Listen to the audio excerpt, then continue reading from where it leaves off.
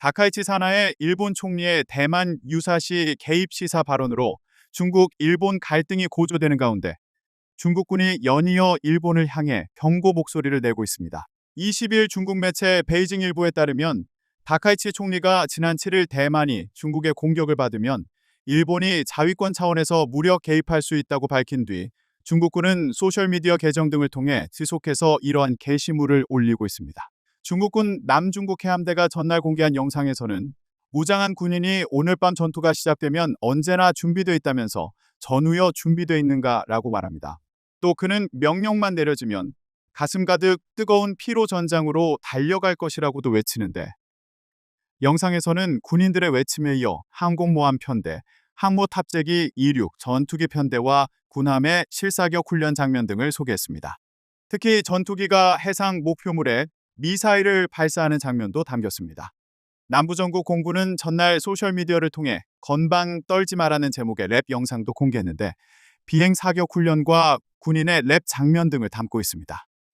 랩은 적들에게 건방 떨지 마라, 혹독한 훈련과 정밀 비행으로 단련된 실력인데 너희가 여기서 함부로 날뛰게 두겠느냐고 말하는 내용 등입니다. 인민해방군 기관지 해방군보는 지난 16일 중국 현대국제관계연구원 쉬융쯔의 칼럼을 통해 대만 해협 정세에 무력 개입할 경우 일본 국민과 국가 모두 재난에 빠질 수 있다면서 일본 전국이 전쟁터로 전락할 위험이 있다고 경고했습니다.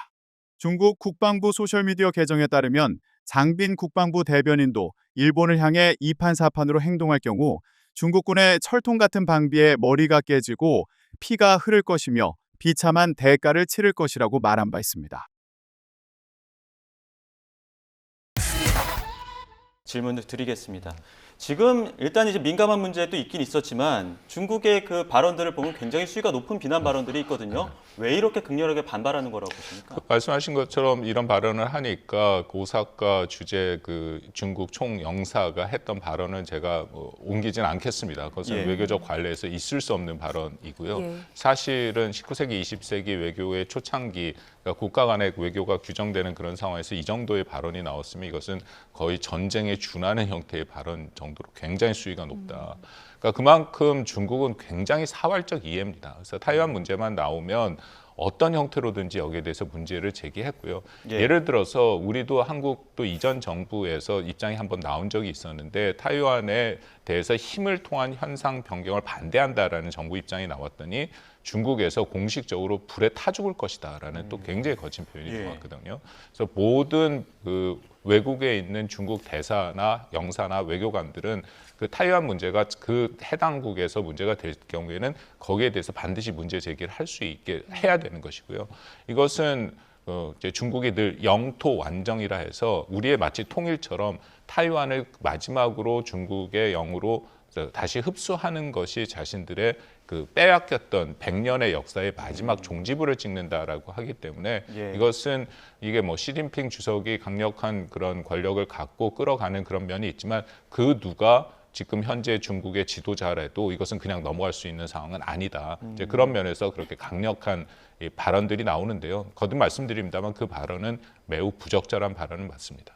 말씀하신 그 거친 발언도 그렇지만 중국 측에서는 그 중국과 일본의 외교관들이 함께 있는 모습에서 좀 냉대하는 모습을 연출하면서 그 모습을 공개적으로 보여주기도 했거든요.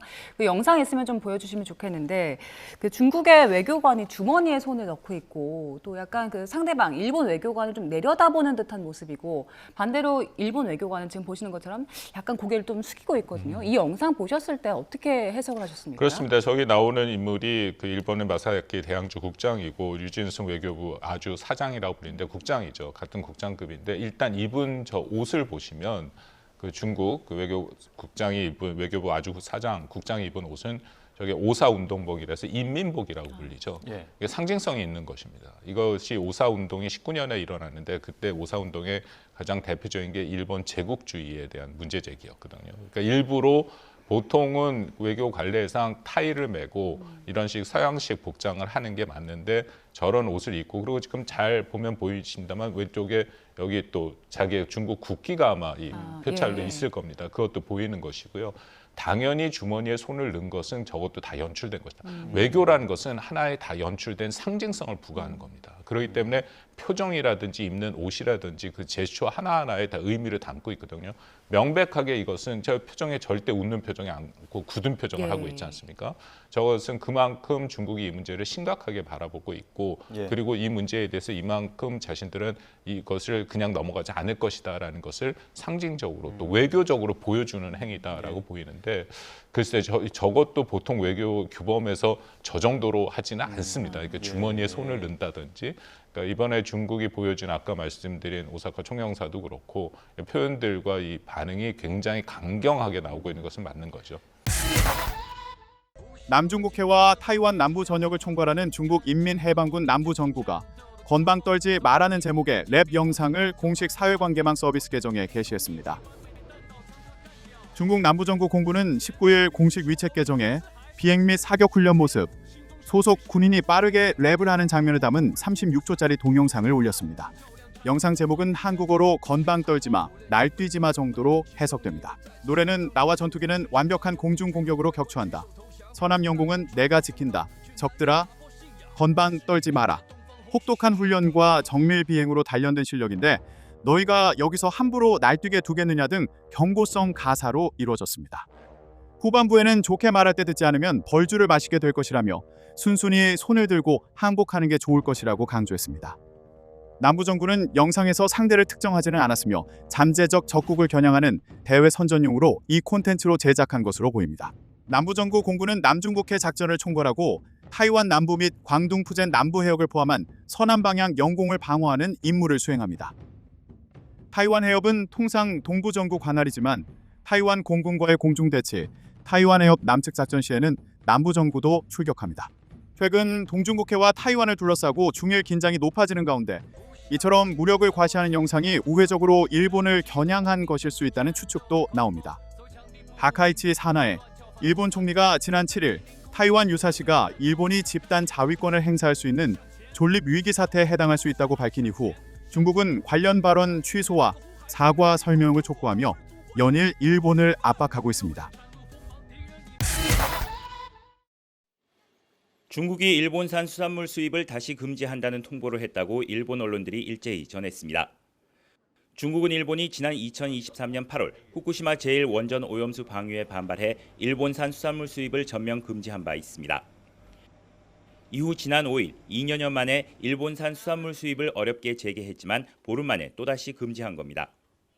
我还想强调的是，近期由于日本首相高市早苗倒行逆施，在台湾等重大问题上错误言论，引起中国民众的强烈公愤。